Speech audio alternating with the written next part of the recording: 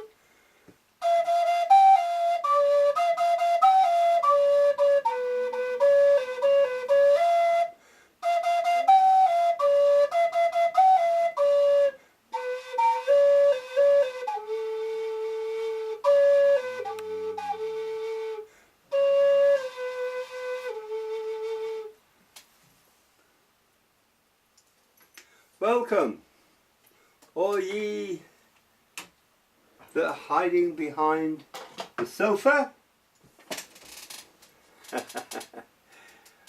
Welcome to Cloud Dancer Speaks. First, I'd like the opportunity to welcome in a new member, Robbie. Those that are, it'd be nice if some of you drop him a line. Now, what are we going to talk about today? We're not going to talk about the weather because I don't feel like swimming. Lots of exciting things happen. We went out Friday, it's fine. Everything was great. And it was a very successful day. Now, we spoke about different astral worlds. Now, as I explained, some of them are on this earth. They're bound to this earth. Man on this earth might destroy himself completely, but the astral planes will still take over. Even if it became a complete dead planet, the astral planes would still function. Like each planet has a set of astral planes of its own. This is fine until you go beyond this earth. When you go beyond this earth, you go through a boundary, if you like. It's like, how can I explain this?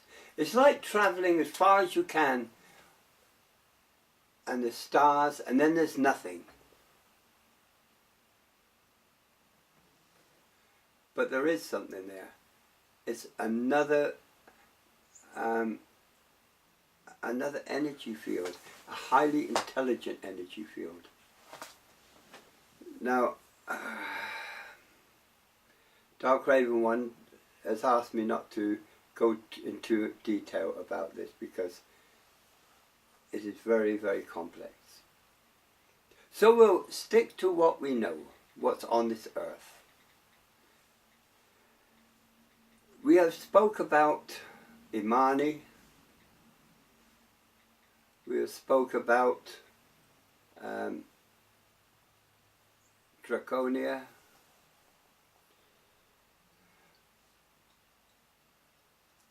Or Tir na Nog. They're all astral planes. They're all different ones that are set here. Even Shambhala is an astral plane. Though it can be easily obtained, but you have to know what to do to obtain Shambhala. So there are many forms.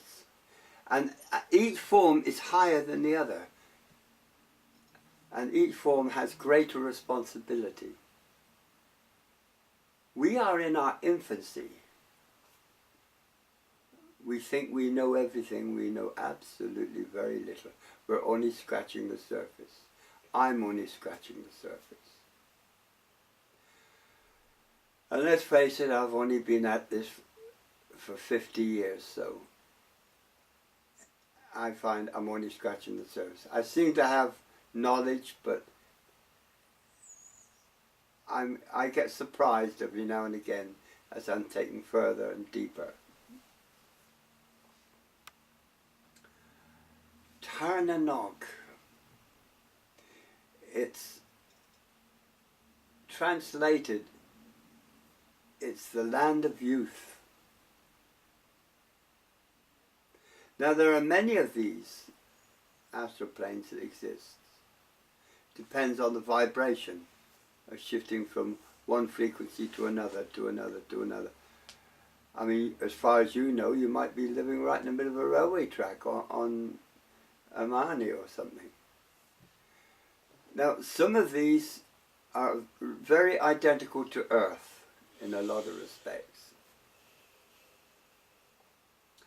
And others are far from anything like Earth. Far from it. You're talking about purple fields and different coloured rainbow trees, yellow water, golden mountains, and this comes with a different astral plane altogether. When you get further out, you find that you don't need the things that you've got on Earth. In Mani and Tar na Nog, you can virtually reproduce anything that's on this Earth. On that plane, it's a plane of an intermediate plane to break you in, as it were, before you move on. Whether you move on to your last astral plane, or whether you come back to this Earth, it's an interim plane of existence. But we come to another one, which is the Bardo. The Bardo, which I want, is where it's not actually in the plane, the astral plane, and it's not actually on Earth. It's in between.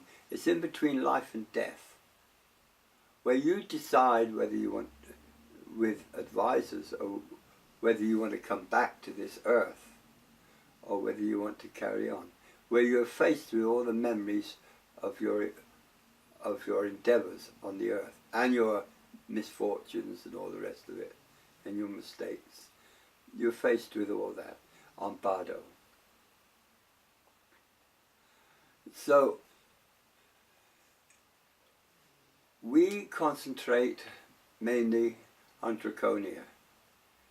It's a comfortable astral plane to work with.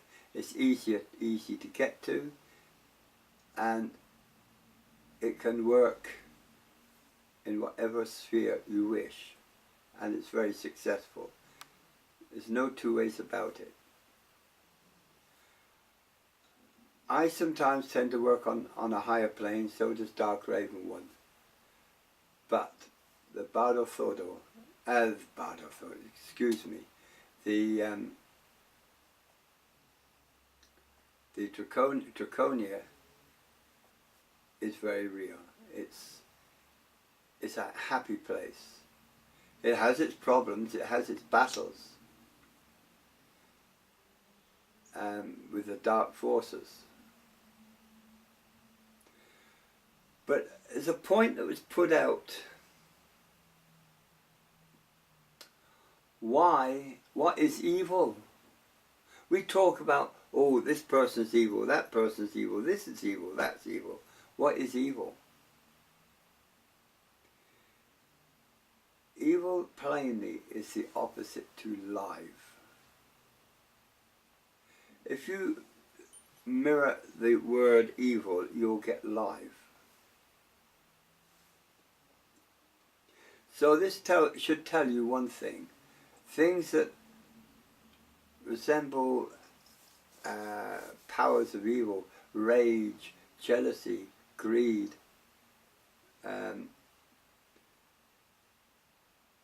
different desires that a dark avarice. Oh, I could go on. Reverse them. Reverse the evil and you get life. You get hatred. Reverse it, you get compassion.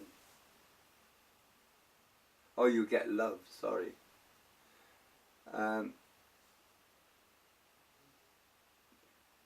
You want to go and destroy things. Reverse it and you have compassion. Just reverse the dark side in your minds. And as you reverse it, you come to a quintessence. And this you must do. Actually, Dark Raven one at the moment is in her own little quintessence in the bedroom. Snoozing. Snoozing. If you listen carefully, you could hear a pin drop. She's unconscious. That's how I like her. Unconscious. See, there's no response. Isn't that beautiful? I know I often wind her up when I'm on one of these talks, but let's be honest about it. I couldn't function if she was not there.